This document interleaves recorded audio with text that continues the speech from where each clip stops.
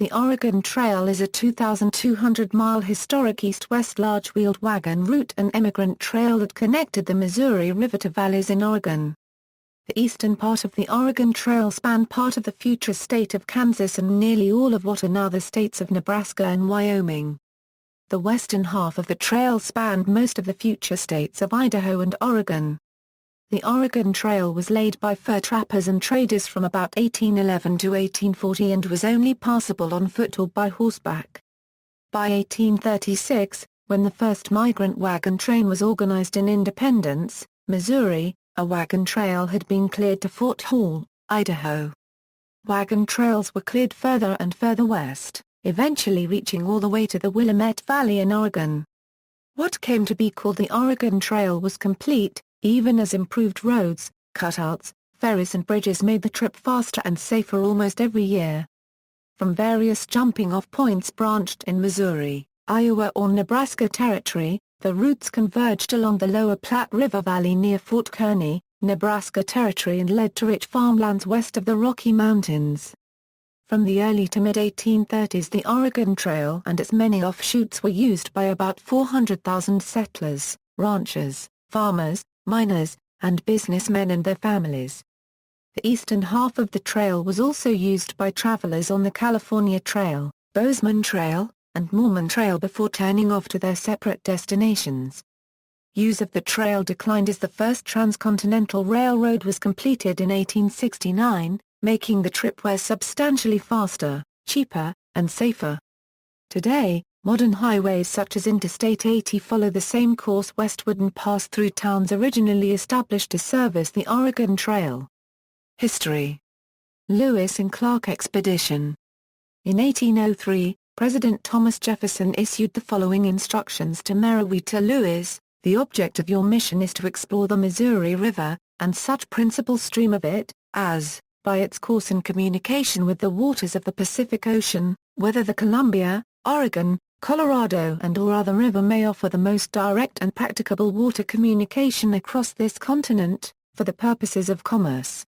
Although Lewis and William Clark found a path to the Pacific Ocean, it was not until 1859 that a direct and practicable route, the Lnder Road, connected the Missouri River to the Columbia River. The first land route across what is now the United States was partially mapped by the Lewis and Clark expedition between 1804 and 1806. Lewis and Clark initially believed they had found a practical overland route to the west coast. However, the two passes they found going through the Rocky Mountains, Lemme Pass and Lolo Pass, turned out to be much too difficult for wagons to pass through without considerable road work. On the return trip in 1806 they traveled from the Columbia River to the Snake River and the Clearwater River over Lolo Pass again. They then traveled overland up the Blackfoot River and crossed the Continental Divide at Lewis and Clark Pass and onto the head of the Missouri River. This was ultimately a shorter and faster route than the one they followed west. This route had the disadvantages of being much too rough for wagons and controlled by the Blackfoot Indians. Even though Lewis and Clark had only traveled a narrow portion of the upper Missouri River drainage and part of the Columbia River drainage, these were considered the two major rivers draining most of the Rocky Mountains, and the expedition confirmed that there was no easy route through the northern Rocky Mountains as Jefferson had hoped. Nonetheless, this famous expedition had mapped both the eastern and western river valleys that bookend the route of the Oregon Trail across the Continental Divide. They just had not located the South Pass or some of the interconnecting valleys later used in the high country. They did show the way for the mountain men, who within a decade would find a better way across, even if it was not to be an easy way. Historians. In 1810, fur trader, entrepreneur, and one of the wealthiest men in the U.S., John Jacob Astor of the American Fur Company, outfitted an expedition under Wilson Price Hunt to find a possible overland supply route and trapping territory for fur trading posts. Fearing attack by the Blackfoot Indians, the overland expedition veered south of Lewis and Clark's route into what is now Wyoming and in the process passed across Union Pass and into Jackson Hole, Wyoming. From there they went over the Teton Range via Teton Pass and then down to the Snake River in Idaho. They abandoned their horses at the Snake River, made dugout canoes, and attempted to use the river for transport. After a few days' travel they soon discovered that steep canyons, waterfalls and impassable rapids made travel by river impossible. Too far from their horses to retrieve them, they had to cache most of their goods and walk the rest of the way to the Columbia River, where they made new boats and traveled to the newly established Fort Astoria. The expedition demonstrated that much of the route along the Snake River Plain and across to the Columbia was passable by pack train or with minimal improvements, even wagons. This knowledge would be incorporated into the concatenated trail segments as the Oregon Trail took its early shape. In early 1811, the supply ship Tonquin left supplies and men to establish Fort Astoria, at the mouth of the Columbia River, and Fort Okanogan at the confluence of the Okanogan and Columbia Rivers. The Tonquin then went up the coast to Clayoquot Sound for a trading expedition. There it was attacked and overwhelmed by the indigenous Nuu-chah-nulth before being blown up, killing all the crew and many natives. American Fur Company partner Robert Stewart led a small group of men back east to report to Astor. The group planned to retrace the path followed by the overland expedition back up to the east following the Columbia and Snake Rivers. Fear of Indian attack near Union Pass in Wyoming forced the group further south, where they luckily discovered South Pass, a wide and easy pass over the Continental Divide. The party continued east via the Sweetwater River, North Platte River and Platte River to the Missouri River, finally arriving in St. Louis in the spring of 1813.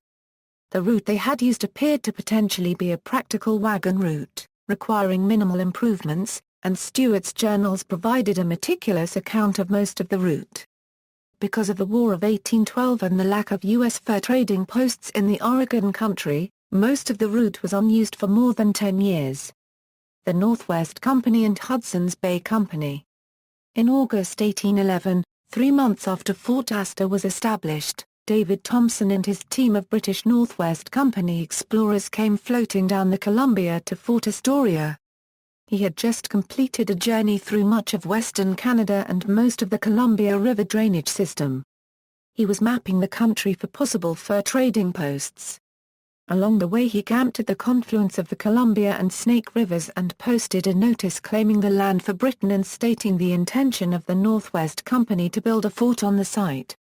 Astor, pressured by potential confiscation by the British Navy of their forts and supplies in the War of 1812, sold to the Northwest Company in 1812 their forts, supplies and furs on the Columbia and Snake River. The Northwest Company started establishing more forts and trading posts of their own. By 1821, when armed hostilities broke out with their Hudson's Bay Company rivals, the Northwest Company was pressured by the British government to merge with the HBC. The HBC had nearly a complete monopoly on trading in the Columbia District, or Oregon Country as it was referred to by the Americans, and also in Rupert's Land.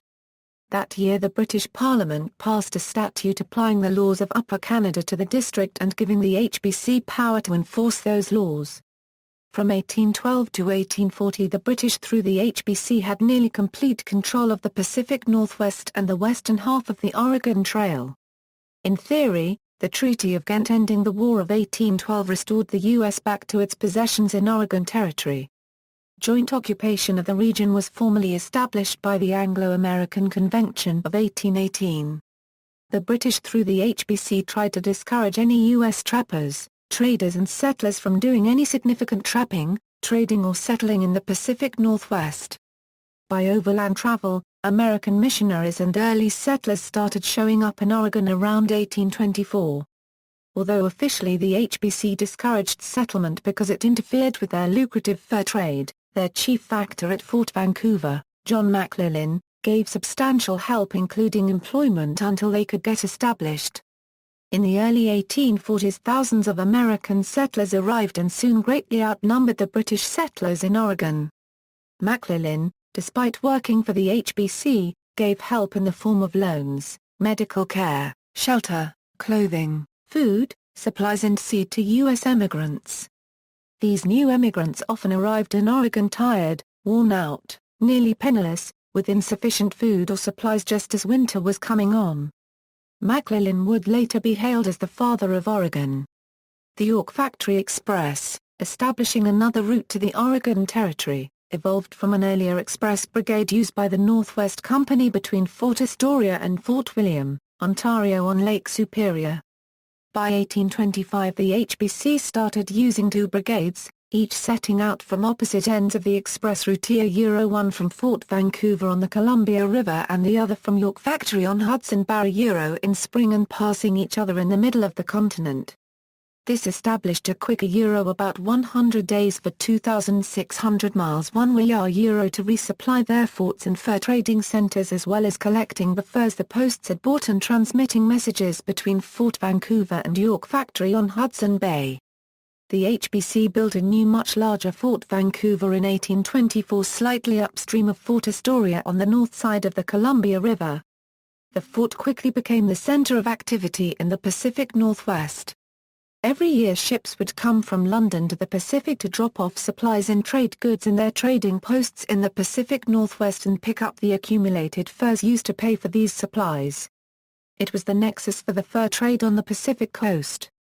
Its influence reached from the Rocky Mountains to the Hawaiian Islands, and from Russian Alaska into Mexican-controlled California. At its pinnacle in about 1840, Fort Vancouver and its factor watched over 34 outposts, 24 ports, 6 ships, and about 600 employees. When American emigration over the Oregon Trail began in earnest in the early 1840s, for many settlers the fort became the last stop on the Oregon Trail where they could get supplies, aid and help before starting their homestead. Fort Vancouver was the main resupply point for nearly all Oregon Trail travelers until U.S. towns could be established. The HBC established Fort Colville in 1825 on the Columbia River near Kettle Falls as a good site to collect furs and control the upper Columbia River fur trade.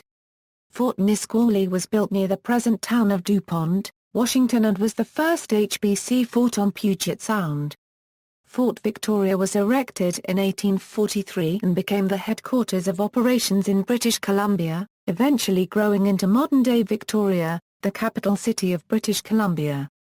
By 1840 the HBC had 3 forts, Fort Hall, Fort Boise and Fort Nez Perce on the western end of the Oregon Trail route, as well as Fort Vancouver near its terminus in the Willamette Valley. With minor exceptions, they all gave substantial and often desperately needed aid to the early Oregon Trail pioneers. When the fur trade slowed in 1840 because of fashion changes in men's hats, the value of the Pacific Northwest to the British was seriously diminished. Canada had few potential settlers who were willing to move more than 2,500 miles to the Pacific Northwest, although several hundred ex-trappers, British and American, and their families did start settling in Oregon, Washington and California. They used most of the York Express route through northern Canada. In 1841 James Sinclair, on orders from Sir George Simpson, guided nearly 200 settlers from the Red River Colony into the Oregon Territory. This attempt at settlement failed when most of the families joined the settlers in the Willamette Valley, with their promise of free land and HBC free government. In 1846 the Oregon Treaty ending the Oregon boundary dispute was signed with Britain. The British lost the land north of the Columbia River they had so long controlled. The new Canada-United States border was established much further north at the 49th parallel. The treaty granted the HBC navigation rights on the Columbia River for supplying their fur posts, clear titles to their trading post properties allowing them to be sold later if they wanted, and left the British with good anchorages at Vancouver and Victoria. It gave the United States what it mostly wanted, a reasonable boundary and a good anchorage on the west coast in Puget Sound. While there were almost no United States settlers in the future state of Washington in 1846, the United States had already demonstrated it could induce thousands of settlers to go to the Oregon Territory, and it would be only a short time before they would vastly outnumber the few hundred HBC employees and retirees living in Washington. Great American Desert. Reports from expeditions in 1806 by Lieutenant Zebulon Pike and in 1819 by Major Stephen Long described the Great Plains as unfit for human habitation, and as the Great American Desert. These descriptions were mainly based on the relative lack of timber and surface water. The images of sandy wastelands conjured up by terms like desert were tempered by the many reports of vast herds of millions of plains bison that somehow managed to live in this desert. In the 1840s, the Great Plains appeared to be unattractive for settlement and were illegal for homesteading until well after 1846. Initially it was set aside by the U.S. government for Indian settlements. The next available land for general settlement, Oregon, appeared to be free for the taking and had fertile lands, disease-free climate, extensive uncut, unclaimed forests, big rivers, potential seaports, and only a few nominally British settlers. Fur traders, trappers and explorers, fur trappers, often working for fur traders, followed nearly all possible streams looking for beaver in the years the fur trade was active. Fur traders included Manuel Lisa, Robert Stewart, William Henry Ashley, Jedediah Smith, William Sublett, Andrew Henry, Thomas Fitzpatrick, Kit Carson, Jim Bridger, Peter Skene Ogden, David Thompson, James Douglas, Donald Mackenzie, Alexander Ross, James Sinclair, and other mountain men. Besides discovering and naming many of the rivers and mountains in the Intermountain West and Pacific Northwest, they often kept diaries of their travels and were available as guides and consultants when the trail started to become open for general travel. The fur trade business wound down to a very low level just as the Oregon Trail traffic seriously began around 1840. In fall of 1823, Jedediah Smith and Thomas Fitzpatrick led their trapping crew south from the Yellowstone River to the Sweetwater River. They were looking for a safe location to spend the winter. Smith reasoned since the Sweetwater flowed east it must eventually run into the Missouri River. Trying to transport their extensive fur collection down the Sweetwater and North Platte River, they found after a near-disastrous canoe crash that the rivers were too swift and rough for water passage. On July 4, 1824, they cached their furs under a dome of rock they named Independence Rock and started their long trek on foot to the Missouri River. Upon arriving back in a settled area they bought pack horses and retrieved their furs. They had rediscovered the route that Robert Stewart had taken in 1813, 11 years before. Thomas Fitzpatrick was often hired as a guide when the fur trade dwindled in 1840. Jedediah Smith was killed by Indians around 1831. Up to 3,000 mountain men were trappers and explorers, employed by various British and United States fur companies or working as free trappers, who roamed the North American Rocky Mountains from about 1810 to the early 1840s. They usually traveled in small groups for mutual support and protection. Trapping took place in the fall when the fur became prime. Mountain men primarily trapped beaver and sold the skins. A good beaver skin could bring up to $4 at a time when a man's wage was often $1 per day. Some were more interested in exploring the West. In 1825, the first significant American rendezvous occurred on the Henry's Fork of the Green River. The trading supplies were brought in by a large party using pack trains originating on the Missouri River. These pack trains were then used to haul out the fur bales. They normally used the north side of the Platte River, the same route used 20 years later by the Moomin Trail. For the next 15 years the American Rendezvous was an annual event moving to different locations, usually somewhere on the Green River in the future state of Wyoming. Each rendezvous, occurring during the slack summer period, allowed the fur traders to trade for and collect the furs from the trappers and their Indian allies without having the expense of building or maintaining a fort or wintering over in the cold Rockies. In only a few weeks at a rendezvous a year's worth of trading and celebrating would take place as the traders took their furs and remaining supplies back east for the winter and the trappers faced another fall and winter with new supplies. Trapper Jim Beckworth described the scene as one of mirth, songs, dancing, shouting, trading, running, jumping, singing, racing, target shooting, yarns, frolic, with all sorts of extravagances that white men or Indians could invent. In 1830, William Sublett brought the first wagons carrying his trading goods up the Platte, North Platte, and Sweetwater rivers before crossing over South Pass to a fur trade rendezvous on the Green River near the future town of Big Piney, Wyoming. He had a crew that dug out the gullies and river crossings and cleared the brush where needed. This established that the eastern part of most of the Oregon Trail was passable by wagons. In the late 1830s the HBC instituted a policy intended to destroy or weaken the American fur trade companies. The HBC's annual collection and resupply Snake River expedition was transformed to a trading enterprise. Beginning in 1834, it visited the American Rendezvous to undersell the American traders losing money but undercutting the American fur traders. By 1840 the fashion in Europe and Britain shifted away from the formerly very popular beaver felt hats and prices for furs rapidly declined and the trapping almost ceased. Fur traders tried to use the Platte River, the main route of the Eastern Oregon Trail, for transport but soon gave up in frustration as its many channels and islands combined with its muddy waters were too shallow, crooked and unpredictable to use for water transport. The Platte proved to be unnavigable. The Platte River and North Platte River Valley, however, became an easy roadway for wagons, with its nearly flat plain sloping easily up and heading almost due west. There were several U.S. government-sponsored explorers who explored part of the Oregon Trail and wrote extensively about their explorations. Captain Benjamin Bonneville on his expedition of 1832 to 1834 explored much of the Oregon Trail and brought wagons up the Platte, North Platte, Sweetwater route across South Pass to the Green River in Wyoming. He explored most of Idaho and the Oregon Trail to the Columbia. The account of his explorations in the West was published by Washington Irving in 1838. John C. Farrar copyright Mont of the U.S. Army's Corps of Topographical Engineers and his guide Kit Carson led 3 expeditions from 1842 to 1846 over parts of California and Oregon. His explorations were written up by him and his wife Jessie Benton Farrar copyright Mont and were widely published. The first decent map of California and Oregon were drawn by Farrar copyright Mont and his topographers and cartographers in about 1848.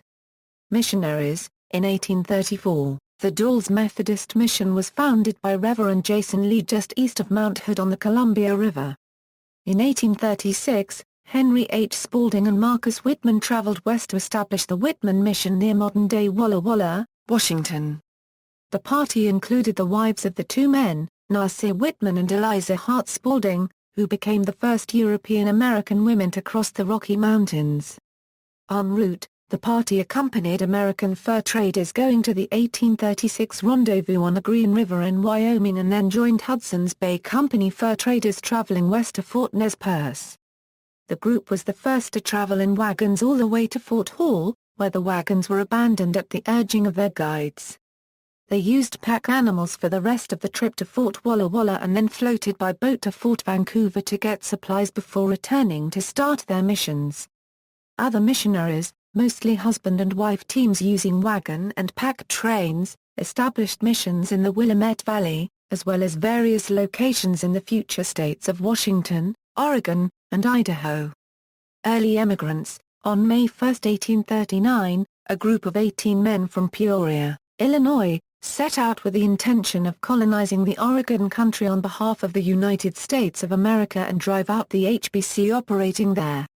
The men of the Peoria Party were among the first pioneers to traverse most of the Oregon Trail.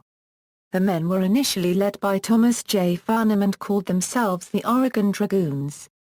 They carried a large flag emblazoned with their motto Oregon or the Grave. Although the group split up near Bent's Fort on the South Platte and Farnham was deposed as leader, 9 of their members eventually did reach Oregon. In September 1840, Robert Newell, Joseph L. Meek, and their families reached Fort Walla Walla with 3 wagons that they had driven from Fort Hall. Their wagons were the first to reach the Columbia River overland, and they opened the final leg of Oregon Trail to wagon traffic. In 1841 the Bartleson-Bidwell Party was the first emigrant group credited with using the Oregon Trail to emigrate west. The group set out for California, but about half the party left the original group at Soda Springs, Idaho, and proceeded to the Willamette Valley in Oregon, leaving their wagons at Fort Hall.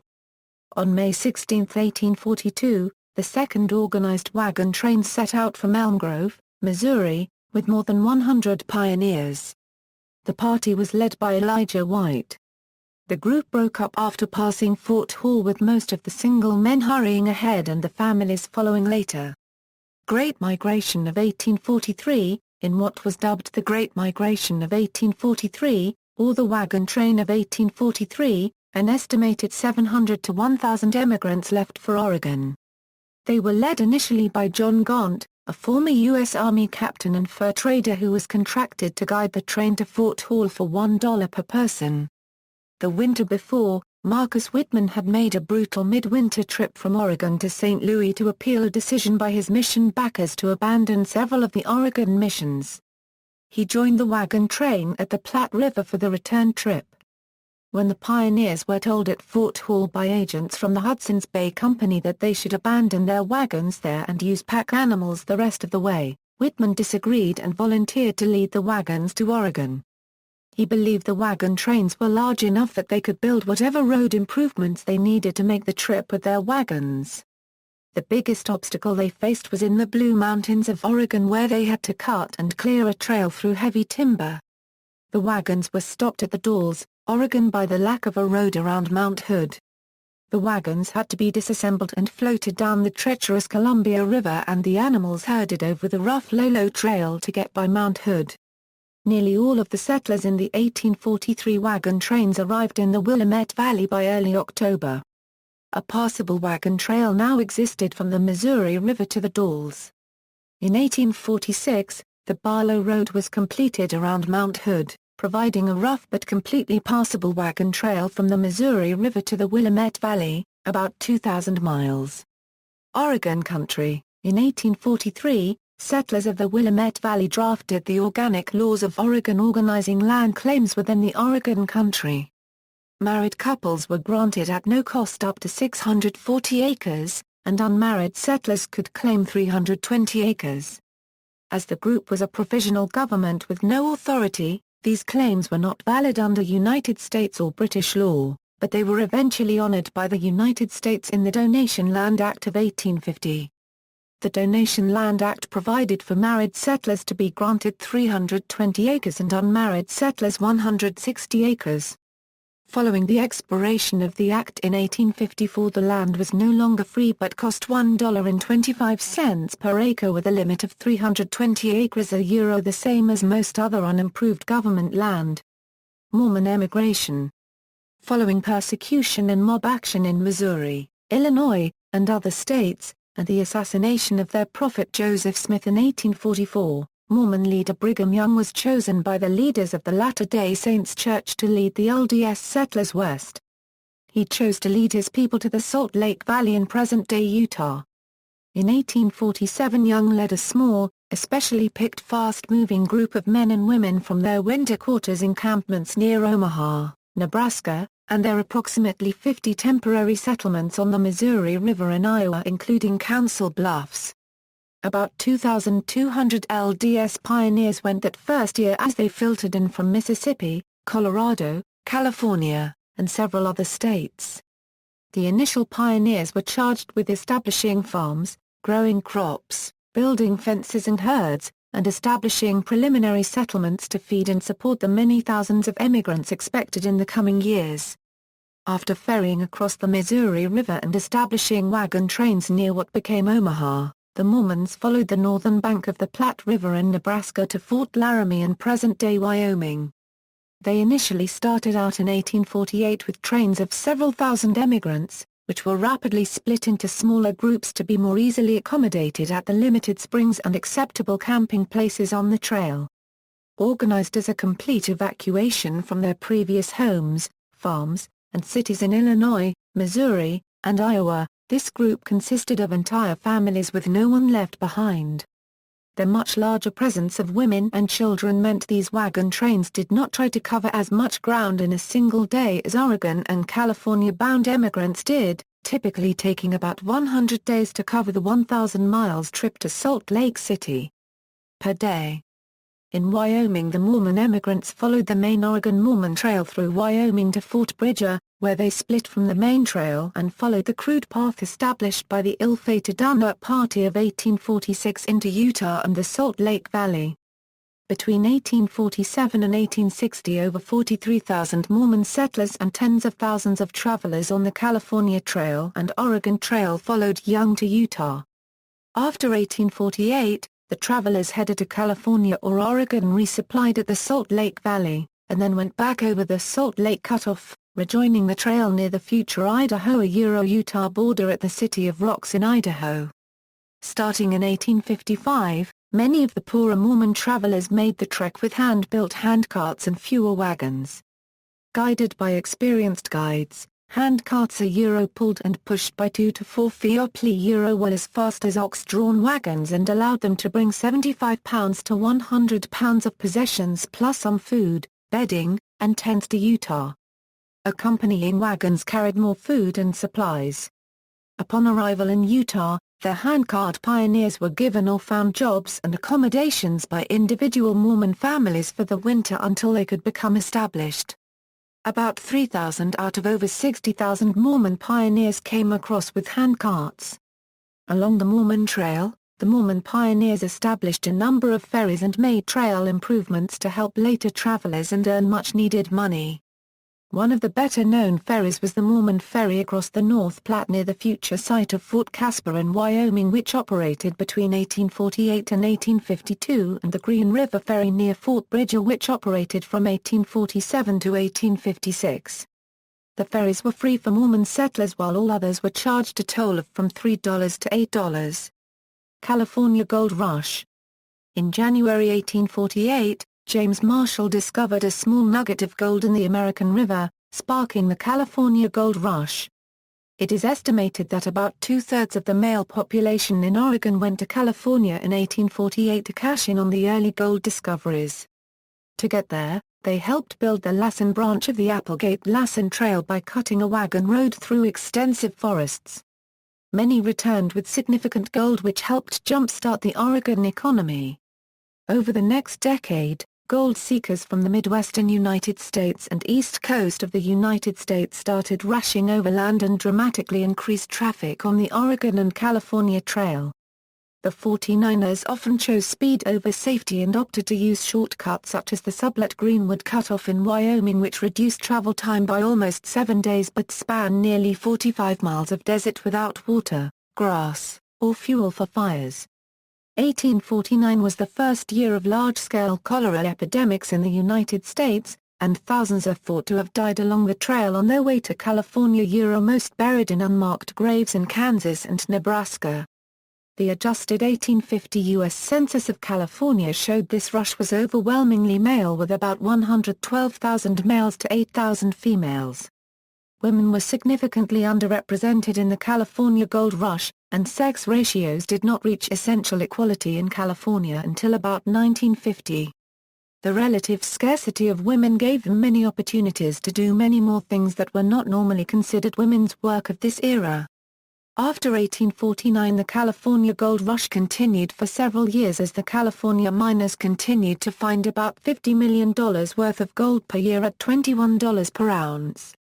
Once California was established as a prosperous state, many thousands more emigrated each year for the opportunities there.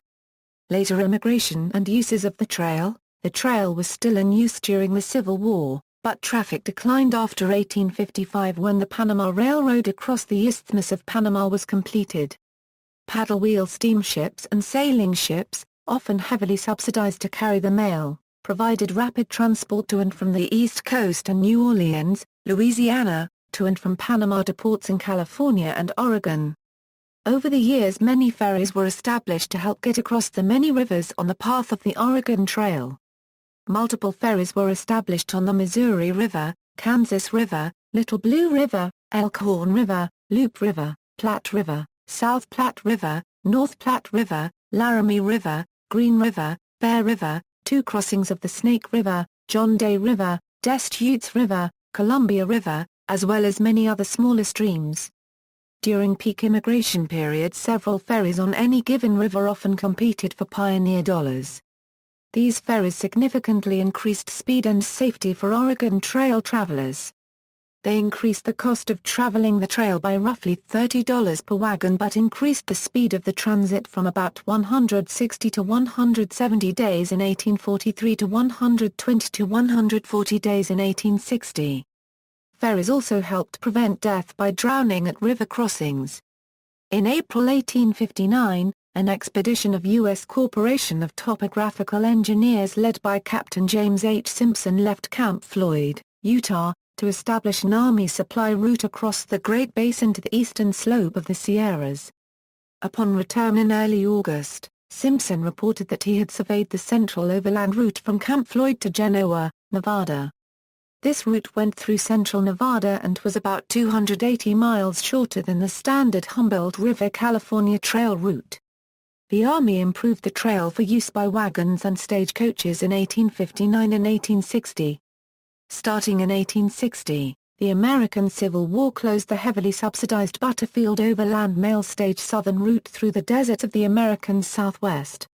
In 1860 €61 the Pony Express, employing riders traveling on horseback day and night with relay stations about every 10 miles to supply fresh horses, was established from St. Joseph, Missouri, to Sacramento, California. The Pony Express built many of their eastern stations along the Oregon-Mormon-Bozeman trails and many of their western stations along the very sparsely settled central route across Utah and Nevada.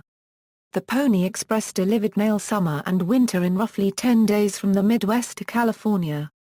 In 1861 John Butterfield, who since 1858 had been using the Butterfield Overland Mail, also switched to the central route to avoid traveling through hostile territories during the American Civil War.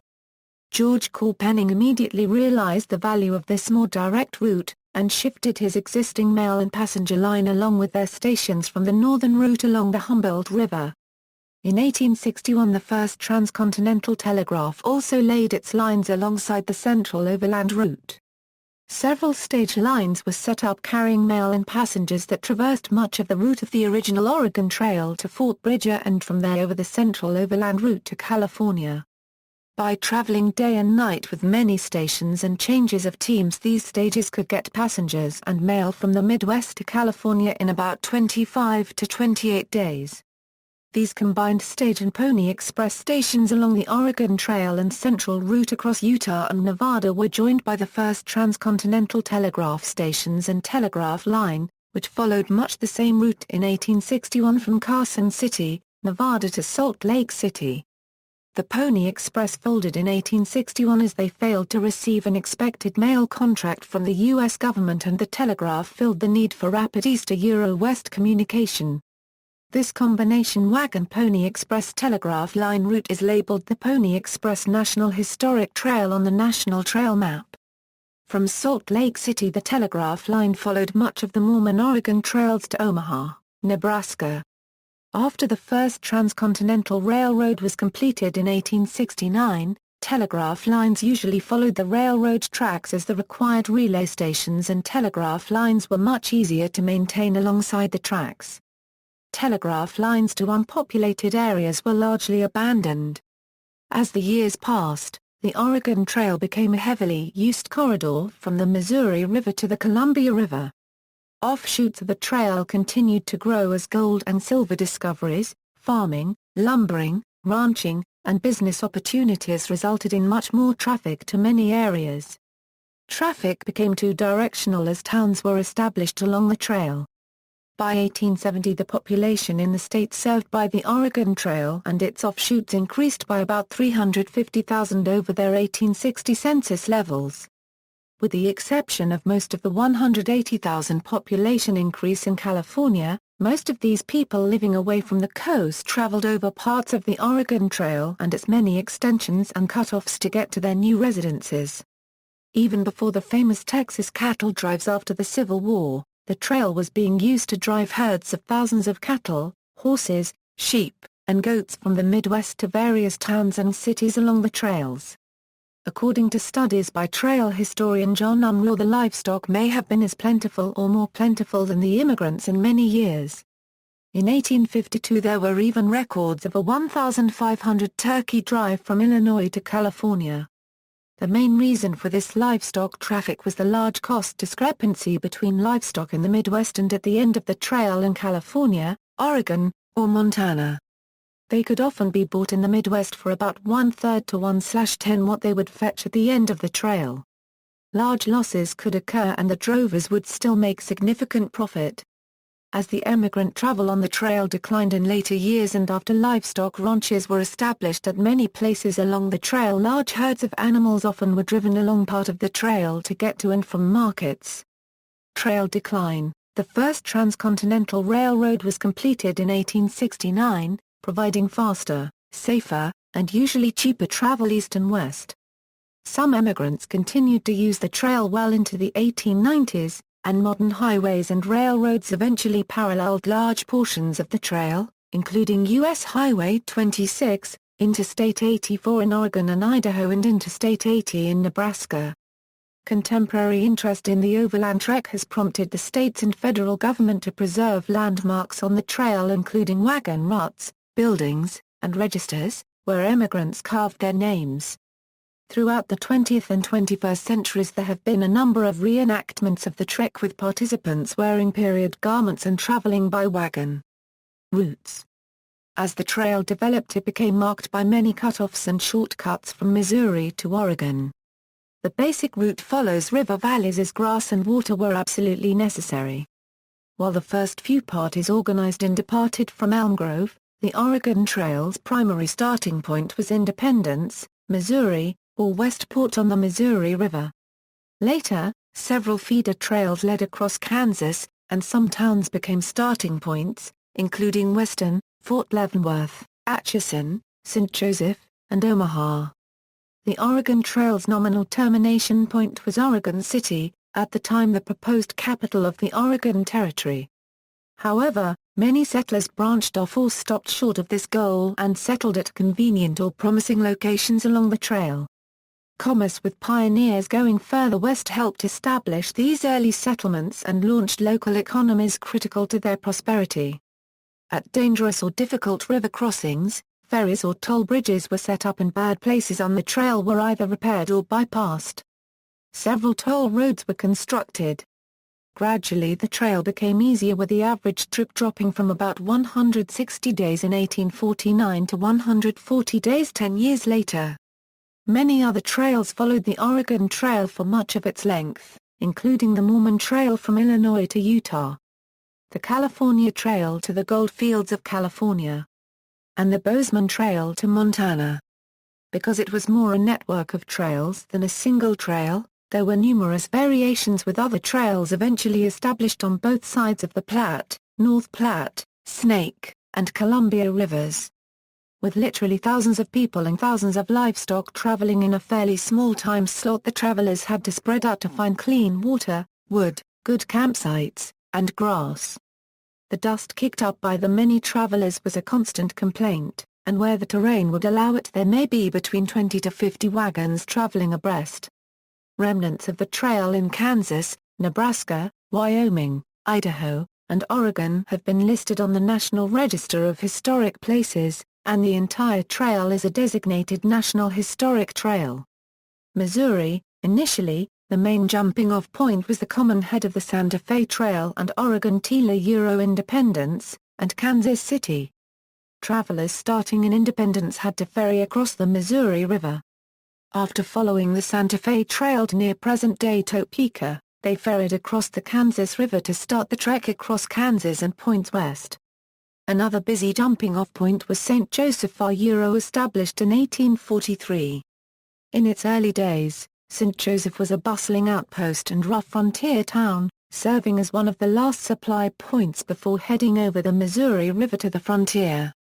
St. Joseph had good steamboat connections to St. Louis and other ports on the combined Ohio, Missouri, and Mississippi River systems. During the busy season there were several ferry boats and steamboats available to transport travelers to the Kansas shore, where they started their travels westward. Before the Union Pacific Railroad was started in 1865, St. Joseph was the westernmost point in the United States accessible by rail. Other towns used as supply points in Missouri included Old Franklin, Arrow Rock, and Fort Osage. Iowa. In 1803 President Thomas Jefferson obtained from France the Louisiana Purchase for $15 a million, which included all the land drained by the Missouri River and roughly doubled the size of U.S. territory. The future states of Iowa and Missouri, located west of the Mississippi River and east of Missouri River, were part of this purchase. The Lewis and Clark expedition stopped several times in the future state of Iowa on their 1805–1806 expedition to the west coast. A disputed 1804 treaty between Quashquame and William Henry Harrison that surrendered much of the future state of Illinois to the U.S. enraged many Sauk Indians and led to the 1832 Black Hawk War. As punishment for the uprising, and as part of a larger settlement strategy, treaties were subsequently designed to remove all Indians from Iowa Territory. Some settlers started drifting into Iowa in 1833. President Martin Van Buren on July 4, 1838, signed the U.S. Congress laws establishing the Territory of Iowa. Iowa was located opposite the junction of the Platte and Missouri rivers and was used by some of the fur trapper Rendezvous traders as a starting point for their supply expeditions. In 1846 the Mormons, expelled from Nauvoo, Illinois, traversed Iowa and settled temporarily in significant numbers on the Missouri River in Iowa and the future state of Nebraska at their winter quarters near the future city of Omaha, Nebraska. The Mormons established about 50 temporary towns including the town of Kansville, Iowa on the east bank of the Missouri River opposite the mouth of the Platte River. For those travelers to Oregon, California, and Utah who were bringing their teams to the Platte River Junction, Kansville and other towns became major jumping-off places, and supply points. In 1847 the Mormons established 3 ferries across the Missouri River and others established even more ferries for the spring start on the trail. In the 1850 census there were about 8,000 mostly Mormons tabulated in the large Pottawatomie County, Iowa District 21. By 1854 most of the Mormon towns, farms and villages were largely taken over by non-Mormons as they abandoned them or sold them for not much and continued their migration to Utah. After 1846 the towns of Council Bluffs, Iowa, Omaha and other Missouri River towns became major supply points and jumping-off places for travelers on the Mormon, California, Oregon, and other trails west. Kansas. Starting initially in Independence, Missouri, or Kansas City in Missouri, the initial trail follows the Santa Fe Trail into Kansas south of the Wakarusa River. After crossing Mount Red at Lawrence, the trail crosses the Kansas River by ferry or boats near Topeka and crossed the Wakarusa and Vermilion rivers by ferries. After the Vermilion River the trail angles northwest to Nebraska paralleling the Little Blue River until reaching the south side of the Platte River. Travel by wagon over the gently rolling Kansas countryside was usually unimpeded except where streams had cut steep banks. There a passage could be made with a lot of shovel work to cut down the banks or the travelers could find an already established crossing. Nebraska. Those emigrants on the eastern side of the Missouri River in Missouri or Iowa used ferries and steamboats to cross into towns in Nebraska. Several towns in Nebraska were used as jumping-off places with Omaha eventually becoming a favorite after about 1855. Fort Kearny is about 200 miles from the Missouri River, and the trail and its many offshoots nearly all converged close to Fort Kearny as they followed the Platte River west. The Army-maintained fort was the first chance on the trail to buy emergency supplies, do repairs, get medical aid, or mail a letter. Those on the north side of the Platte could usually wade the shallow river if they needed to visit the fort. The Platte River and the North Platte River in the future states of Nebraska and Wyoming typically had many channels and islands and were too shallow, crooked, muddy and unpredictable for travel even by canoe. The Platte as it pursued its braided paths to the Missouri River was too thin to plow and too thick to drink. While unusable for transportation, the Platte River and North Platte River valleys provided an easily passable wagon corridor going almost due west with access to water, grass, buffalo, and buffalo chips for fuel. The trails gradually got rougher as it progressed up the North Platte. There were trails on both sides of the muddy rivers. The Platte was about 1 mile wide and 2 to 60 inches deep. The water was silty and bad tasting but it could be used if no other water was available.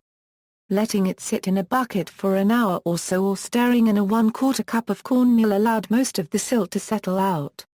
Those traveling south of the Platte crossed the South Platte River with its muddy and treacherous crossings using one of about 3 ferries before continuing up the North Platte River Valley to Fort Laramie in present-day Wyoming. After crossing over the South Platte, the travelers encountered Ash Hollow with its steep descent down Windless Hill. In the spring in Nebraska and Wyoming, the travelers often encountered fierce wind, rain and lightning storms. Until about 1870, travelers encountered hundreds of thousands of bison migrating through Nebraska on both sides of the Platte River, and most travelers killed several for fresh meat and to build up their supplies of dried jerky for the rest of the journey. The prairie grass in many places was several feet high, with only the hat of a traveler on horseback showing as they passed through the prairie grass. In many years the Indians fired much of the dry grass on the prairie every fall, so the only trees or bushes available for firewood were on islands in the Platte River. Travelers gathered and ignited dried cow dung to cook their meals. These burned fast in a breeze, and it could take 2 or more bushels of chips to get one meal prepared. Those traveling south of the Platte crossed the South Platte Fork at one of about 3 ferries before continuing up the North Platte River Valley into present-day Wyoming, heading to Fort Laramie.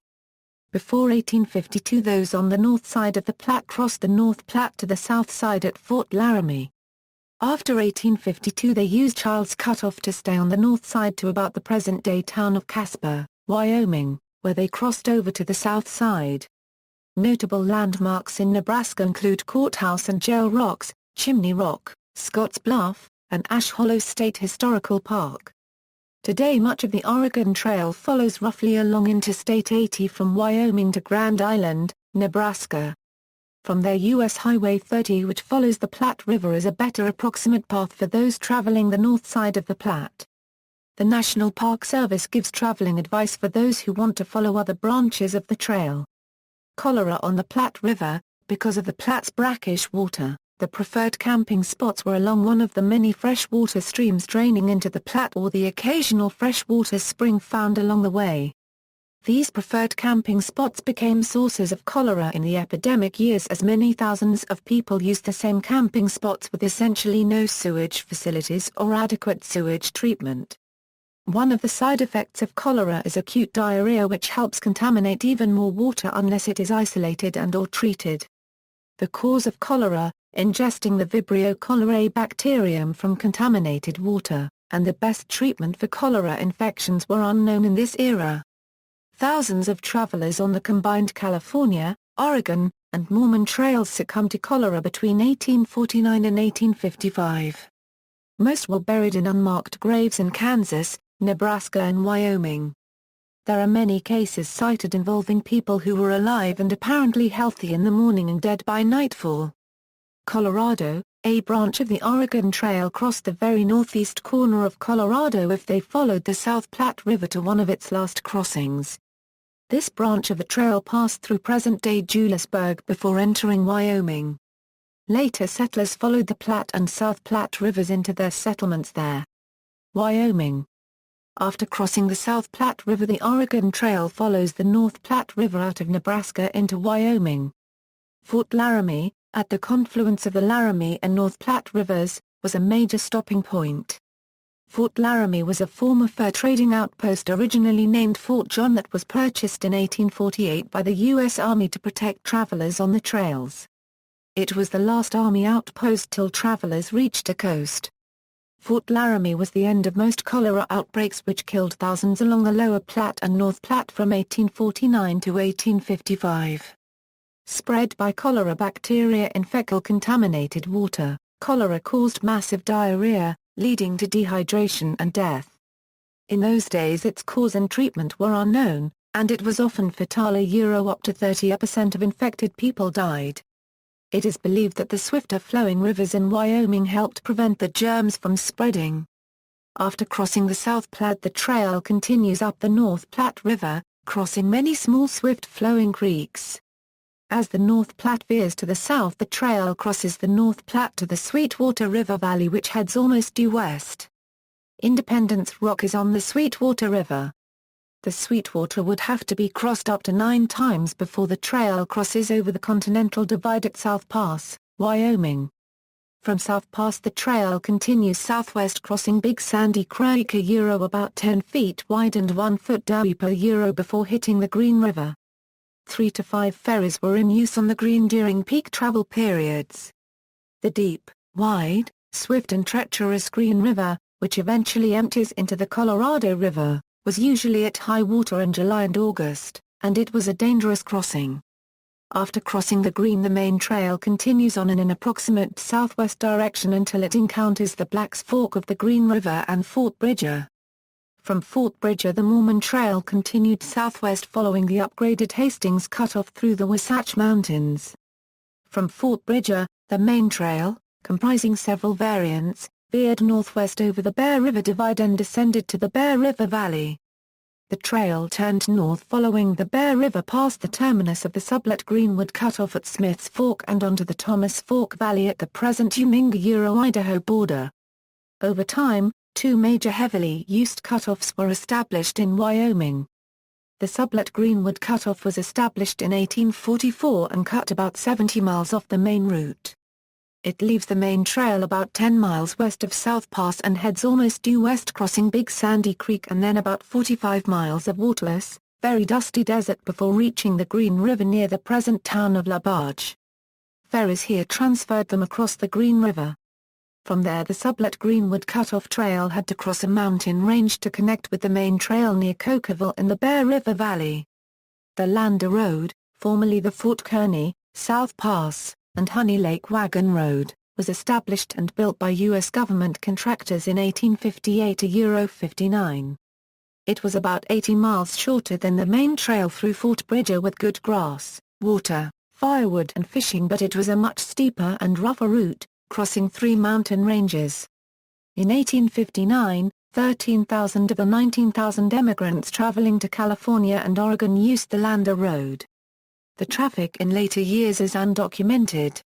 The Lnder Road departs the main trail at Burnt Ranch near South Pass, crosses the Continental Divide north of South Pass and reaches the Green River near the present town of Big Piney, Wyoming.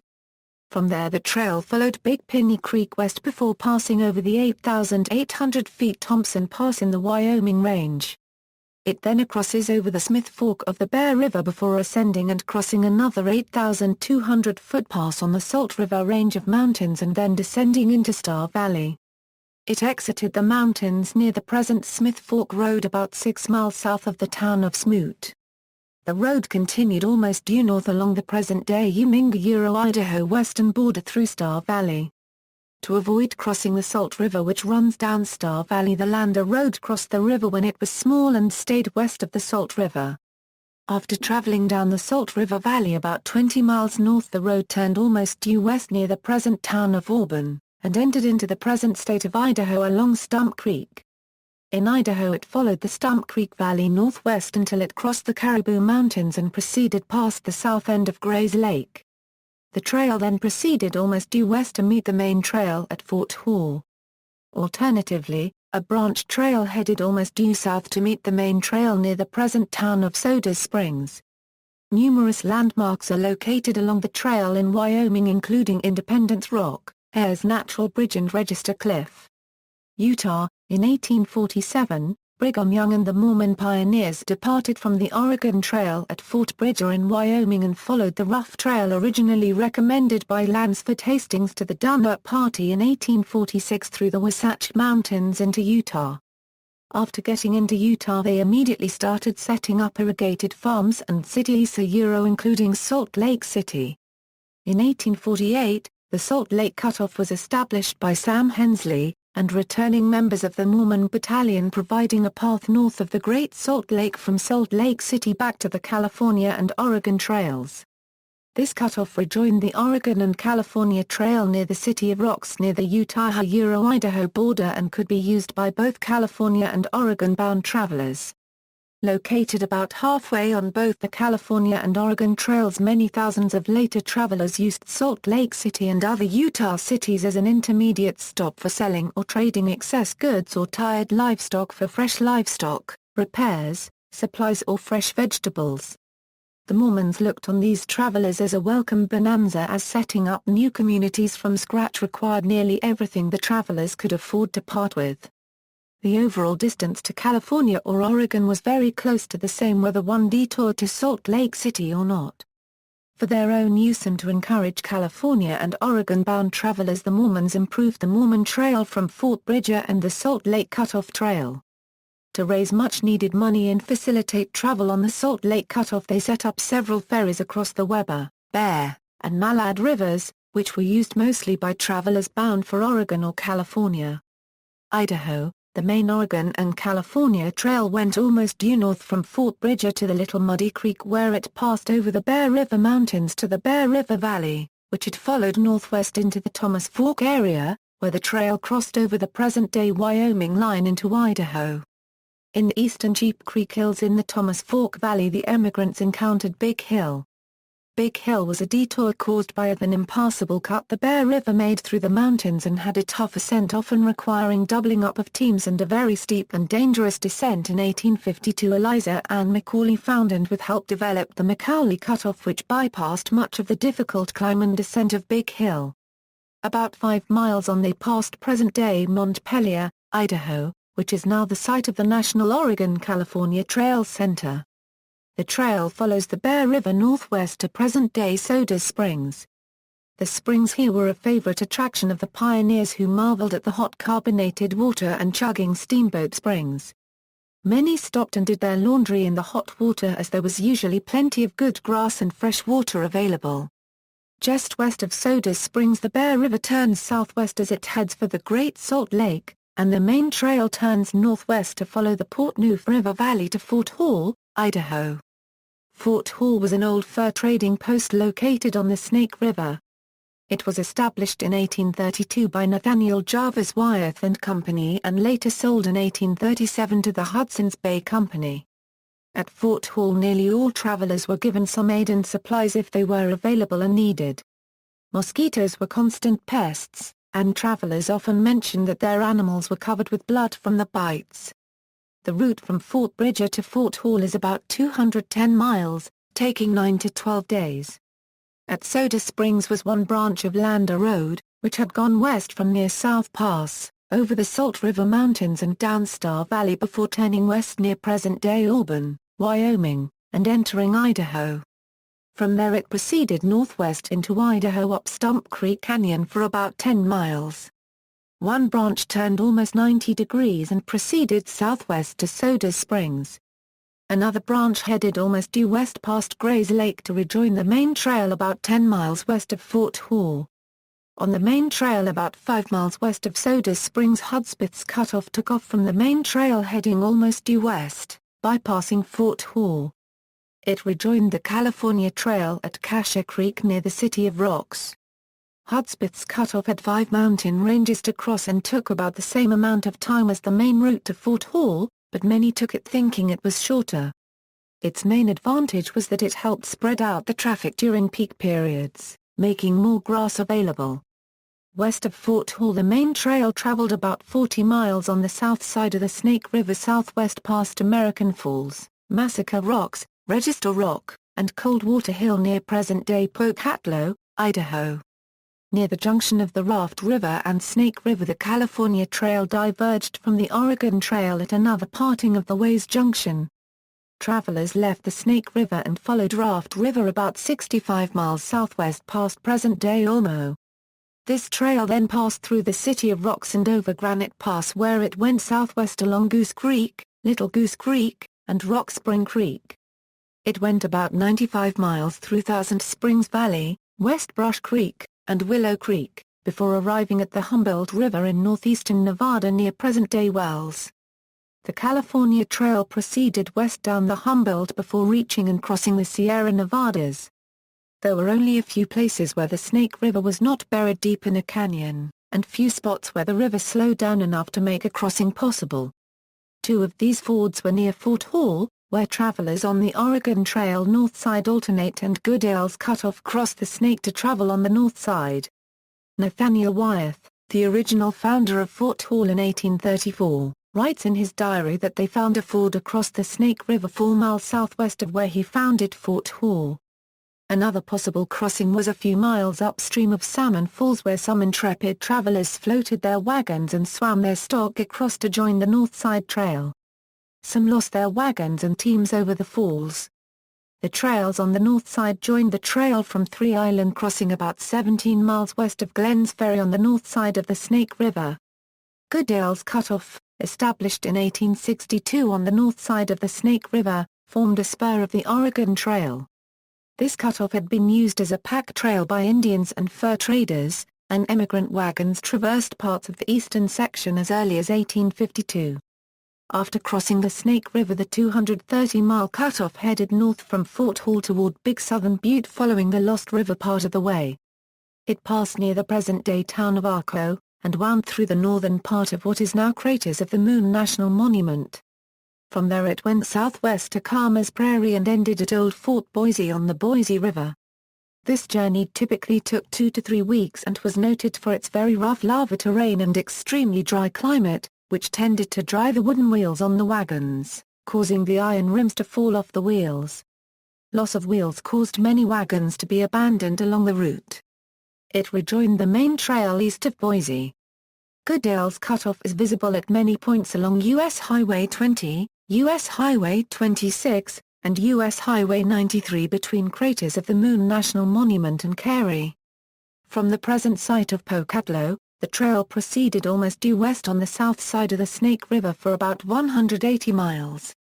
This route passed Cauldron Lynn Rapids, Shoshone Falls, two falls near the present city of Twin Falls, and Upper Salmon Falls on the Snake River. At Salmon Falls there were often 100 or more Indians fishing who would trade for their salmon, a welcome treat. The trail continued west to Three Island Crossing. Here most emigrants used the divisions of the river caused by Three Islands to cross the difficult and swift Snake River by ferry or by driving or sometimes floating their wagons and swimming their teams across. The crossings were doubly treacherous because there were often hidden holes in the river bottom which could overturn the wagon or entangle the team, sometimes with fatal consequences. Before ferries were established there were several drownings here nearly every year. The north side of the Snake had better water and grass than the south. The trail from Three Island Crossing to Old Fort Boise was about 130 miles long. The usually lush Boise River Valley was a welcome relief. The next crossing of the Snake River was near Old Fort Boise. This last crossing of the Snake could be done on bull boats while swimming the stock across. Others would chain a large string of wagons and teams together. The theory was that the front teams, usually oxen, would get out of water first and with good footing help pull the whole string of wagons and teams across. How well this worked in practice is not stated. Often young Indian boys were hired to drive and ride the stock across the Riviera. They knew how to swim, unlike many pioneers. Today's Idaho Interstate 84 roughly follows the Oregon Trail until it leaves the Snake River near Burley. From there Interstate 86 to Pocatello roughly approximates the trail. Highway 30 roughly follows the path of the Oregon Trail from there to Montpelier. Starting in about 1848 the South Alternative Oregon Trail was developed as a spur off the main trail. It bypassed the Three Island Crossing and continued traveling down the south side of the Snake River. It rejoined the trail near present-day Ontario, Oregon. It hugged the southern edge of the Snake River Canyon and was a much rougher trail with poorer water and grass, requiring occasional steep descents and descents with the animals down into the Snake River Canyon to get water. Travelers on this route avoided two dangerous crossings of the Snake River. Today's Idaho State Route 78 roughly follows the path of the South Alternate Route of the Oregon Trail. In 1869 the Central Pacific established Kelton, Utah as a railhead and the terminus of the Western Mail was moved from Salt Lake City. The Kelton Road became important as a communication and transportation road to the Boise Basin. Boise has 21 monuments in the shape of obelisks along its portion of the Oregon Trail. Oregon, once across the Snake River ford near Old Fort Boise, the weary travelers traveled across what would become the state of Oregon. The trail then went to the Malheur River and then past Farewell Bend on the Snake River, up the Bern River Canyon and northwest to the Grand Ronde Valley near present-day La Grande before coming to the Blue Mountains. In 1843 settlers cut a wagon road over these mountains, making them passable for the first time to wagons. The trail went to the Whitman Mission near Fort Nez Perces in Washington until 1847 when the Whitmans were killed by Native Americans.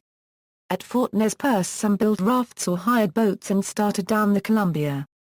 Others continued west in their wagons until they reached the Dalles. After 1847 the trail bypassed the closed Mission and headed almost due west to present-day Pendleton, Oregon, crossing the Umatilla River, John Day River, and Deschutes River before arriving at the Dalles. Interstate 84 in Oregon roughly follows the original Oregon Trail from Idaho to the Dalles. Arriving at the Columbia at the Dalles and stopped by the Cascade Mountains and Mount Hood, some gave up their wagons or disassembled them and put them on boats or rafts for a trip down the Columbia River. Once they transited the Cascades Columbia River Gorge with its multiple rapids and treacherous winds, they would have to make the 1.6-mile portage around the Cascade Rapids before coming out near the Willamette River where Oregon City was located. The pioneers' livestock could be driven around Mount Hood on the narrow, crooked and rough Lolo Pass. Several Oregon Trail branches and route variations led to the Willamette Valley. The most popular was the Barlow Road, which was carved through the forest around Mount Hood from the Dalles in 1846 as a toll road at $5 per wagon and 10 cents per head of livestock. It was rough and steep with poor grass but still cheaper and safer than floating goods, wagons and family down the dangerous Columbia River. In central Oregon, there was the Sanchon Wagon Road, which roughly parallels Oregon Highway 20 to the Willamette Valley. The Applegate Trail, cutting off the California Trail from the Humboldt River in Nevada, crossed part of California before cutting north to the south end of the Willamette Valley. U.S. Route 99 and Interstate 5 through Oregon roughly follow the original Applegate Trail. Travel equipment, wagons. Oregon Trail was too long and arduous for the standard Conestoga wagons commonly used at that time in the eastern United States and on the Santa Fe Trail. Their 6,000-pound freight capacity was larger than needed, and the large teams these wagons required could not navigate the tight corners often found on the Oregon Trail. This led to the rapid development of prairie schooners. This wagon was approximately half the size of the larger Conestoga, weighed about 1,300 pounds empty, with about 2,500 pounds of capacity and about 88 cubic feet of storage space in a box 11 feet long, 4 feet wide, and 2 feet high. These wagons could easily be pulled by 4 to 6 oxen or 6 to 10 mules. Extra animals were often recommended because animals could stray or become injured or die on the trip. Often late in the trip, mixed teams that included dairy cows and riding ponies were sometimes hitched up to make a usable team. The wagons were manufactured in quantity by companies like Studebaker, with new wagons costing between $85 and $170. The cotton canvas covers of the wagons were doubled and treated with linseed oil to help keep out the rain, dust and wind, though the covers tend to leak rain and dust eventually. The typical wagon with 40 to 50-inch diameter wheels could easily move over rough ground and rocks without high centering and even over most tree stumps if required. The wooden wheels were protected with an iron rim typically about 1.5 inches wide. These iron tires were installed hot so they would shrink tightly onto the wood wheel when they cooled. Nevertheless, it was advisable to soak the wheel in water periodically as the desert air could dry the wheel so much that the iron tire would fall off. In practice, it was found that the standard farm wagon built by a company or wagon maker of good reputation usually worked almost as well as prairie schooners and had only to be fitted with wooden bows and a canvas cover to be ready. Wagons were generally reliable if maintained, but they sometimes broke down and had to be repaired or abandoned along the way. Broken axles and broken wagon tongues were two of the most common problems. Due to space constraints, replacements were often created out of whatever wood was available. Abandoned wagons were typically scavenged for needed parts. One wagon could carry enough food for 6 months' travel for 4 or 5 travelers, as well as a short list of household and luxury items including clothing and ammunition. It is estimated that about 70% of the wagons traveling west were pulled by oxen. Mule teams were a strong second choice at 20 to 30%. And initially there were almost no horse-pulled wagons. This was true for many reasons. An ox team was about 10% slower than a mule or horse-pulled wagon, about 2 to 3 miles per hour.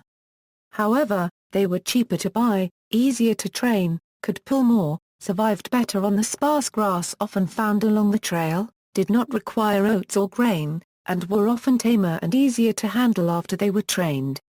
Novices could usually learn to handle a trained ox team in about a week. Oxen could usually be turned loose at night and easily rounded up in the mornings. Mules and horses typically required herding day and night and often had to be staked out on a rope or hobbled. Oxen were usually easier to find and catch, and the Indians were usually less interested in stealing them. Mules were the second choice. They were about as fast as a horse and could survive well on the grazing found along the way, and worked well when trained. Trained mules were hard to find, and mules were difficult to handle until trained by an experienced mule skinner, which could take 2 months. In later years, horses were chosen more often because they were about 10% faster and the oats and grain required to keep them fit for months of continuous work could by then be bought along the way. The ox drivers walked alongside the left side of their oxen team and used the voice commands G and Haw, and a whip to guide them.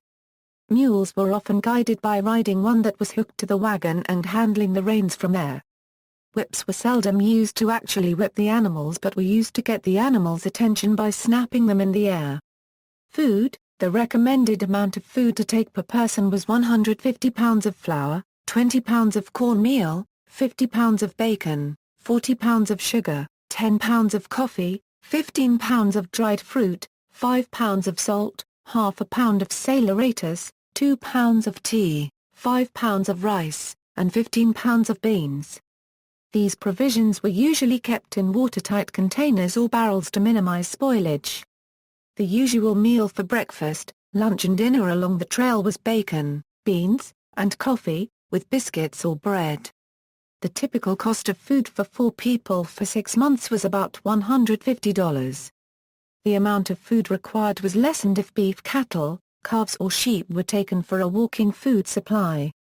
Before the 1870s, there were vast herds of buffalo in Nebraska, which provided fresh meat and jerky for the trip. In general, wild game could not be depended on for a regular source of food, but when found it was relished as a welcome change in a monotonous diet. Travelers could hunt antelope, buffalo, sage hens, trout, and occasionally elk, bear, duck, geese, salmon and deer along the trail. Most travelers carried a rifle or shotgun and ammunition for hunting game and for protection against snakes and Indian attacks. When they got to the Snake River and Columbia River areas they would often trade with the Indians for salmon. The Indians in Oregon traded potatoes and other vegetables they had learned to grow from the missionaries. Some families took along milk cows, goats, and chickens. Additional food like pickles, canned butter, cheese or pickled eggs were occasionally carried, but canned goods were expensive and food preservation was primitive, so few items could be safely kept for the 4 to 6 month duration of the trip. Cooking along the trail was done over a campfire. Fuels used were wood, buffalo chips, willow or sagebrush. Flint and steel were used to start fires. Some carried matches in watertight containers. Fire was borrowed from a neighbor for ease of starting. Cooking required simple cooking utensils such as butcher knives, large spoons, spatulas, ladles, Dutch ovens, pots and pans, grills, spits, coffee pots and an iron tripod to suspend the pans and pots over the fire. Some brought small stoves, but these were often jettisoned along the way as being too heavy and unnecessary. Wooden or canvas buckets were brought for carrying water, and most travelers carried canteens or water bags for daily use. A 10-gallon water barrel was needed, but it was usually kept nearly empty to minimize weight. It was only filled for long waterless stretches. Some brought a new invention, an India rubber combination mattress and water carrier. Clothing and equipment: tobacco was popular, both for personal use and for trading with Indians and other pioneers. Each person brought at least 2 changes of clothes and multiple pairs of boots. About 25 pounds of soap was recommended for a party of 4 for bathing and washing clothes. A washboard and tub was usually brought for washing clothes. Wash days typically occurred once or twice a month or less, depending on availability of good grass, water and fuel. Most wagons carried tents for sleeping, though in good weather most would sleep outside. A thin fold-up mattress, blankets, Pillows, canvas or rubber gutta-percha ground covers were used for sleeping. Sometimes an unfolded feather bed mattress was brought for the wagon if there were pregnant women or very young children along. The wagons had no springs, and the ride along the trail was very rough. Despite modern depictions, almost nobody actually rode in the wagons. It was too dusty, too rough, and too hard on the livestock. Travelers brought books, Bibles, trail guides, and writing quills, ink and paper for letters. Belt and folding knives were carried by nearly all men and boys.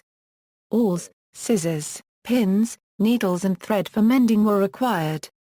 Spare leather was used for repairs to shoes, harnesses, and other equipment.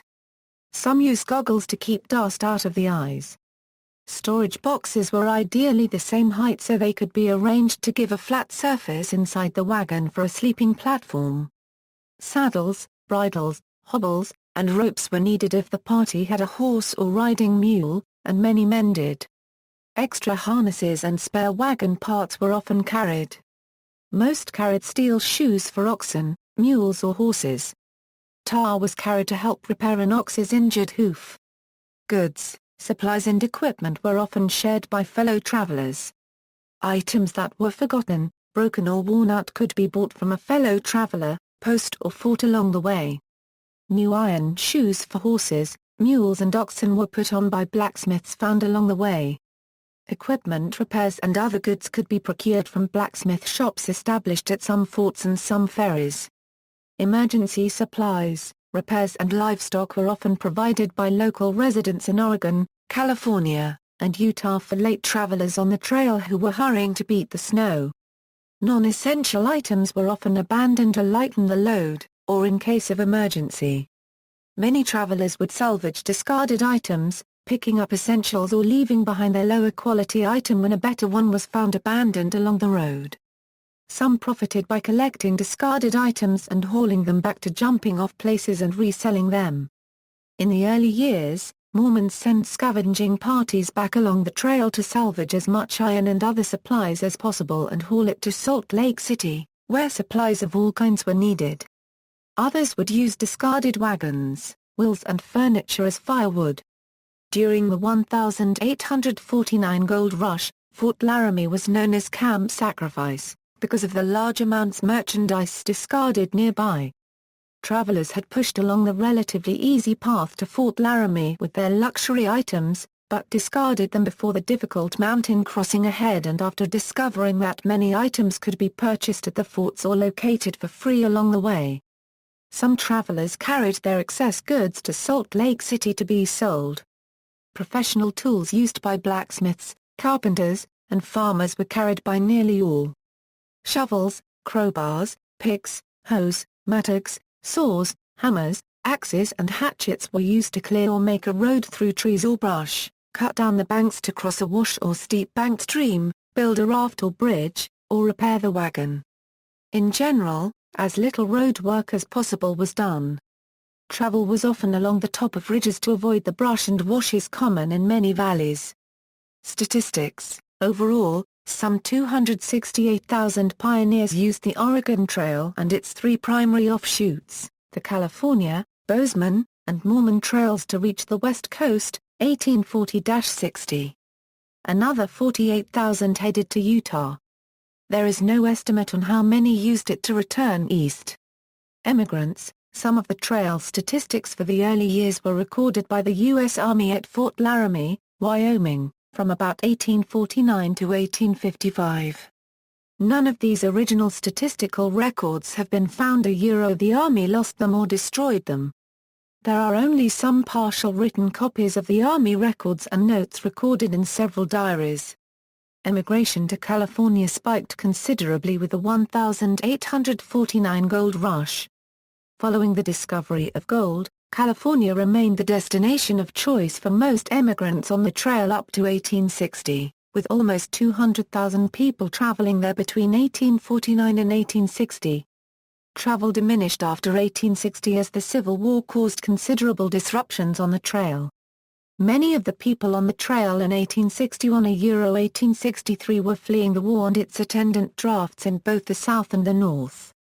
Trail historian Merrill J. Matz has estimated the number of emigrants for 1861–1867 given in the total column of the above table. But these estimates may well be low since they only amount to an extra 125,000 people, and the 1870 census shows that over 200,000 additional people showed up in all the states served by the California Mormon-Bozeman Trail, and its offshoots. Mormon emigration records after 1860 are reasonably accurate as newspaper and other accounts in Salt Lake City give most of the names of emigrants arriving each year from 1847 to 1868. Gold and silver strikes in Colorado, Oregon, Idaho, Nevada and Montana caused a considerable increase in people using the trails, often in directions different from the original trail users. Though the numbers are significant in the context of the times, far more people chose to remain at home in the 31 states. Between 1840 and 1860, the population of the United States rose by 14 million, yet only about 300,000 decided to make the trip. Many that went were between the ages 12 and 24. Between 1860 and 1870, the U.S. population increased by 7 million, with about 350,000 of this increase being in the western states. Many were discouraged by the cost, effort and danger of the trip. Western scout Kit Carson reputedly said, "The cowards never started and the weak died on the way." According to several sources, 3 to 10% of the emigrants are estimated to have perished on the way west. Western census data. These census numbers show a 363,000 population increase in the western states and territories between 1860 and 1870. Some of this increase is because of a high birth rate in the western states and territories, but most is from emigrants moving from the east to the west and new immigration from Europe. Much of the increase in California and Oregon is from emigration by ship, as there were fast and reasonably low-cost transportation via east and west coast steamships and the Panama Railroad after 1855. The census numbers imply at least 200,000 emigrants used some variation of the California Mormon-Bozeman trails to get to their new homes between 1860 and 1870. Costs. The cost of traveling over the Oregon Trail and its extensions varied from nothing to a few $100s per person. Women seldom went alone. The cheapest way was to hire on to help drive the wagons or herds, allowing one to make the trip for nearly nothing or even make a small profit. Those with capital could often buy livestock in the Midwest and drive the stock to California or Oregon for profit. About 60 to 80% of the travelers were farmers and as such already owned a wagon, livestock team, and many of the necessary supplies. This lowered the cost of the trip to about $50 per person for food and other items. Families planned the trip months in advance and made many of the extra clothing and other items needed. Individuals buying most of the needed items would end up spending between $150 a year or $200 per person. As the trail matured, additional costs for ferries and toll roads were thought to have been about $30 per car. Deaths. The route west was arduous and with many dangers, but the number of deaths on the trail is not known with any precision. There are only wildly varying estimates. Estimating is difficult because of the common practice of burying people in unmarked graves that were intentionally disguised to avoid them being dug up by animals or Indians. Graves were often put in the middle of a trail and then run over by the livestock to make them difficult to find. Disease was the main killer of trail travelers. Cholera killed up to 3% of all travelers in the epidemic years from 1849 to 1855. Indian attacks increased significantly after 1860 when most of the army troops were withdrawn and miners and ranchers began fanning out all over the country, often encroaching on Indian territory. Increased attacks along the Humboldt led to most travelers taking the central Nevada route. The Goodell Cutoff was developed in Idaho in 1862, which kept Oregon-bound travelers away from much of the Indian trouble nearer the Snake River. Other trails were developed that traveled further along the South Platte to avoid local Indian hotspots. Other common causes of death included hypothermia, drowning in river crossings, getting run over by wagons, and accidental gun deaths. Later, more family groups started traveling as well as many more ferries and bridges were being put in, and fording a dangerous river became much less common and dangerous. Surprisingly few people were taught to swim in this era. Being run over was a major cause of death, despite the wagons only averaging to 3 miles per hour. The wagons could not easily be stopped, and people, particularly children, were often trying to get on and off the wagons while they were moving not always successfully. Another hazard was a dress getting caught in the wheels and pulling the person under. Accidental shootings declined significantly after Fort Laramie as people became more familiar with their weapons and often just left them in their wagons. Carrying around a 10-pound rifle all day soon became tedious and usually unnecessary as the perceived Indian threat faded and hunting opportunities receded. A significant number of travelers were suffering from scurvy by the end of their trips. Their typical flour and salted pork bacon diet had very little vitamin C in it. The diet in the mining camps was also typically low in fresh vegetables and fruit, which indirectly led to early deaths of many of the inhabitants. Some believe that scurvy deaths may have rivaled cholera as a killer, with most deaths occurring after the victim reached California. Miscellaneous deaths included deaths by homicides, lightning strikes, childbirth, stampedes, snake bites, flash floods, falling trees, and kicks by animals. According to an evaluation by John Unruh, a 4% death rate or 16,000 out of 400,000 total pioneers on all trails may have died on the trail. Other trails west, there were other possible migration paths for early settlers, miners, or travelers to California or Oregon besides the Oregon Trail prior to the establishment of the Transcontinental Railroads. From 1821 to 1846, the Hudson's Bay Company twice annually used the York Factory Express overland trade route from Fort Vancouver to Hudson Bay then on to London. James Sinclair led a large party of nearly 200 settlers from the Red River Colony in 1841. These northern routes were largely abandoned after Britain ceded its claim to the southern Columbia River basin by way of the Oregon Treaty of 1846. The longest trip was the voyage of about 13,600 to 15,000 miles on an uncomfortable sailing ship rounding the treacherous, cold, and dangerous Cape Horn between Antarctica and South America and then sailing on to California or Oregon. This trip typically took 4 to 7 months and cost about $350 to $500. The cost could be reduced to zero if you signed on as a crewman and worked as a common seaman. The hundreds of abandoned ships, whose crews had deserted in San Francisco Bay in 1849 50, showed many thousands chose to do this. Other routes involved taking a ship to Ghent, Panama and a strenuous, disease-ridden, 5 to 7 day trip by canoe and mule over the Isthmus of Panama before catching a ship from Panama City, Panama to Oregon or California. This trip could be done from the East Coast theoretically in less than 2 months if all ship connections were made without weights and typically cost about $450 per person.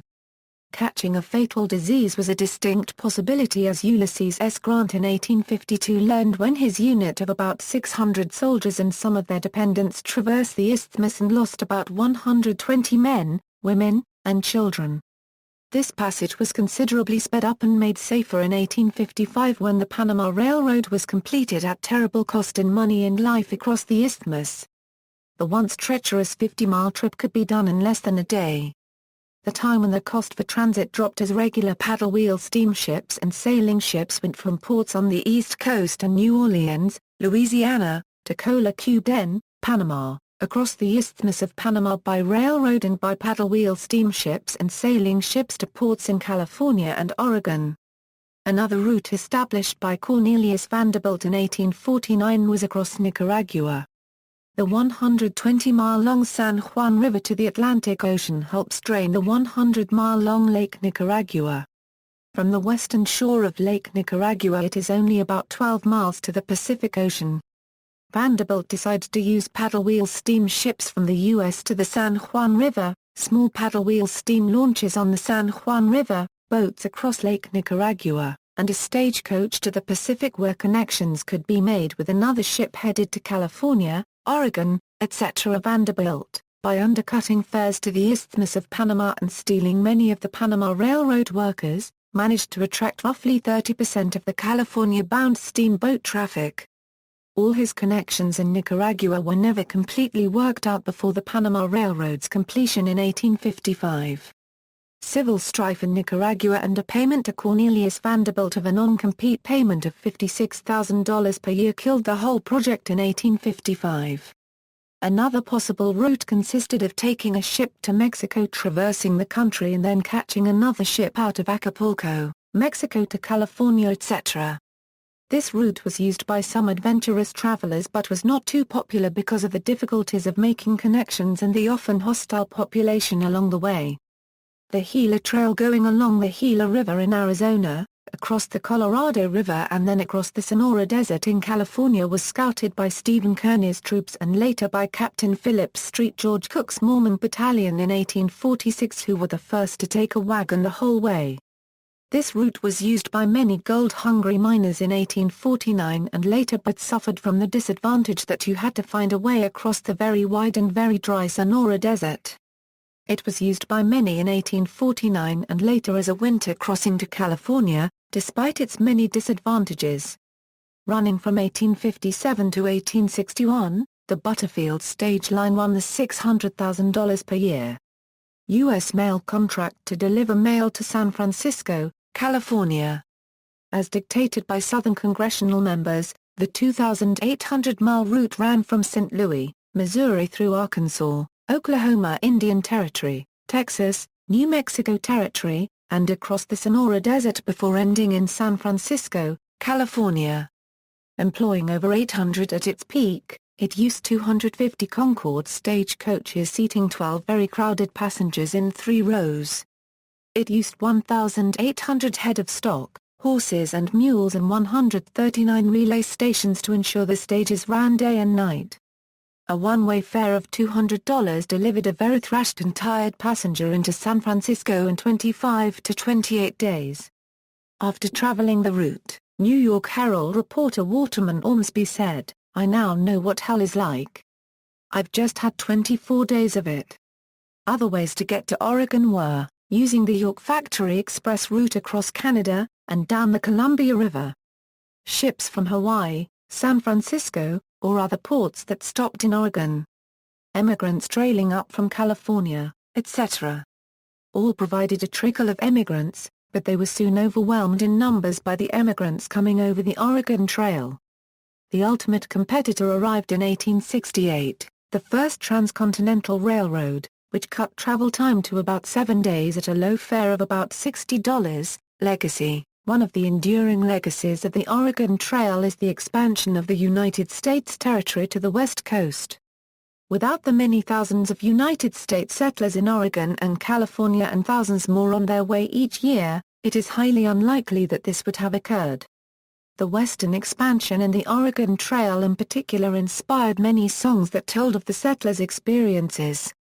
Uncle Sam's farm encouraged East Coast dwellers to come right away. Our lands, they are broad enough, so don't be alarmed.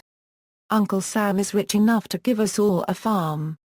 In Western country, the singer exhorts that if I had no horse at all, I'd still be a holling, far across those Rocky Mountains, going away to Oregon. The story of the Oregon Trail inspired a popular educational computer game of the same name, the Oregon Trail. The game became widely popular in the 1980s and early 1990s. Several sequels to the game were also released, such as the Oregon Trail 2, the Yukon Trail, and the Amazon Trail. The Oregon Trail was a television series that ran from September 22 through October 26, 1977, on NBC. The show starred Rod Taylor, Tony Becker, Darlene Carr, Charles Napier, and Ken Swofford. Although the show was cancelled after 6 episodes, the remaining 7 episodes were later aired on BBC Two in the United Kingdom. In June 2010, the entire series was released on DVD in the USA by Timeless.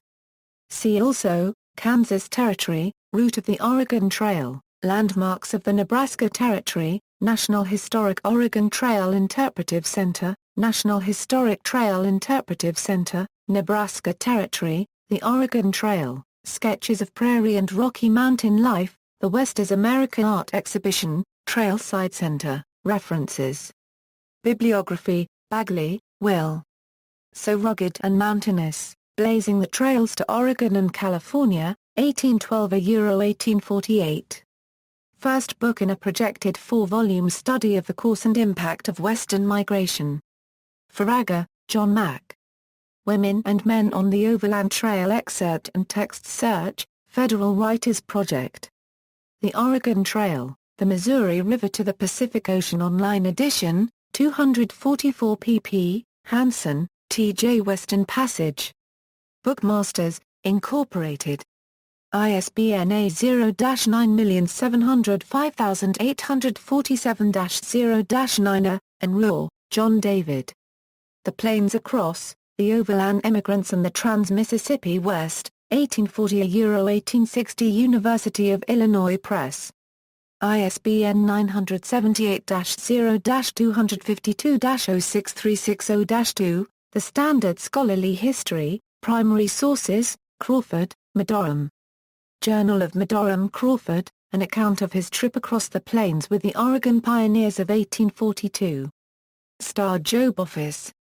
OCLCA 5,001,642 Hewitt, Randall. Notes by the way, Memoranda of a Journey Across the Plains, from Dundee, Illinois, to Olympia, W.T. May 7, to November 3, 1862. Washington Standard.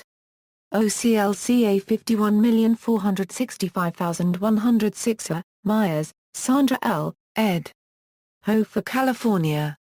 Women's Overland Diaries from the Huntington Library, Parkman, Francis, The Oregon Trail, Sketches of Prairie and Rocky Mountain Life. University of Virginia Press, Personal Account by a Famous Historian, Smedley, William. Across the Plains in 62.